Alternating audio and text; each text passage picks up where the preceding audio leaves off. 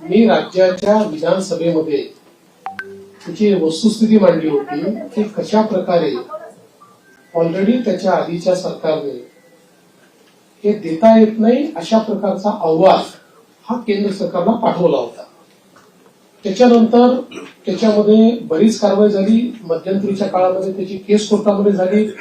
कोर्टामध्ये त्याला सपोर्टिंग एफिडेव्हिट्स आम्ही केले, परंतु एका कुठल्या तरी सर्टिफिकेटमुळे कोर्टाने त्याच्यात दुसरा निर्णय घेतला।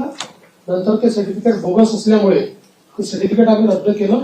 आता पुन्हा कोर्टाच्या विचाराधीन तो विषय आहे आणि कोर्टामध्ये योग्य ती बाजू आम्ही मांडलेली आहे।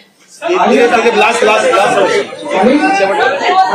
मराठा आरक्षणाच्या संदर्भात निश्चितपणे मराठा समाजाला न्याय देण्याचा प्रयत्न मागच्या काळात आम्हीच केला आणि पुढे आम्हीच मराठा समाजाला